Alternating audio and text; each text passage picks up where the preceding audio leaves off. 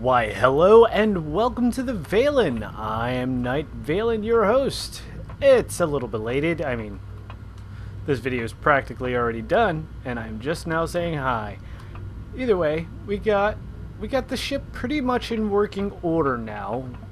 And other than skinning the outside, kind of getting a general shape and finding a better location for thrusters, as you saw, I was definitely having trouble, even in the fast forward, kind of trying to figure out where I was going to place those. I mean, right now I guess they're just temporary locations.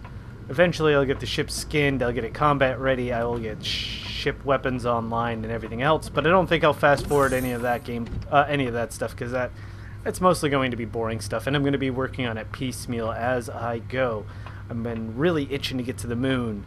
So let's do a quick walkthrough, I guess. So we have the bridge incomplete, and I decided to go with like the double layer glass, kind of like an extra layer of protection for the cockpit, having the combat armored glass on the outside and the regular glass on the inside for visibility purposes. I'm not sure I'm not sure I like the fact that that's all vented up. I mean, there are I don't know. The armored glass just does not seem as appealing as I thought it would be. It doesn't have as many shapes, and it's using different kind of model than I'd want. Either way, moving along, we have the O2 station here, gravity generator right up by the cockpit, which is always nice because you never want to like run out of gravity, I guess, when you're trying to fly your ship. Not that it matters, because I don't think my ship is actually big enough to be outside of that thing's gravity field. It would be nice to have an idea of how big that gravity field was, or be able to like tone it down or shape it like you can in Space Engineers. But this isn't Space Engineers, so we shouldn't compare. I mean, it has a lot of features like Space Engineers, but it's not.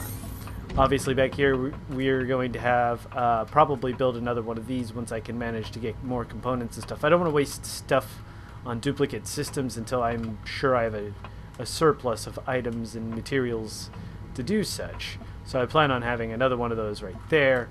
I did get the excess oxygen tanks in. I do need to throw another station in. Oxygen station probably down there somewhere.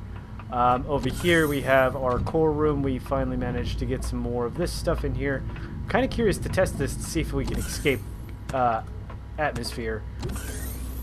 But I kind of don't want to get stranded on the planet either. Though that would be a simple solution of building more thrusters and throwing this puppy on there. Those puppies on here. I do need to I have plenty of the blue crystal stuff ready for this. I got my warp room. It's not the greatest thing in the world. I think the greatest part of this ship so far is just the core. I like the way it's set up. And, you know, I obviously have to get the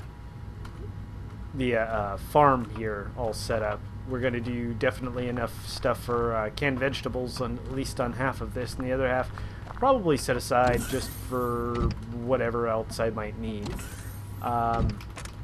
And typical kitchen setup. You know, you got your large refrigerator and your food processor Mark II. I always like this flooring. This flooring texture is pretty badass.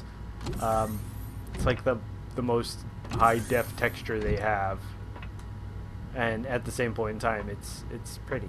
It's just pretty, though you can definitely see some room for improvement there with the white little separation of the texture. And I played around a little bit with some of the other ships, and I saw this idea where you have like the door on the bottom that you can just kind of like get into if you like land your ship someplace. I'm probably going to have to put some landing gears on this mother puppy, and that way we will have like an access way. Granted, I kind of just still got to skin everything and do this, that, and everything else. But either way, she flies. She's functional. I think she has everything we need. We have production, we have farm, we have food stuff, we have gravity, we have a warp core, and we have mobility. Granted, it's not the fastest ship in the world, but I still haven't skinned it, so I don't even know the thrush ratios I'll need. Chances are I will need to put in some more power, because despite the fact that she's got, what's that, 3,085.9 minutes based on the power usage of 0.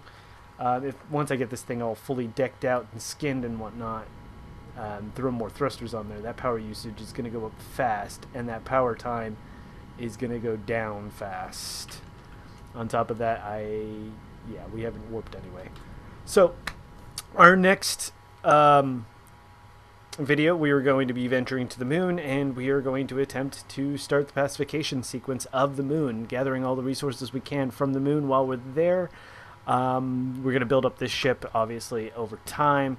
Actually, now that I think about it, since we're in space, we should probably spend an episode capturing that little outpost thing around here. But, again, different video, different time. I'll see you guys in the next one. Peace out.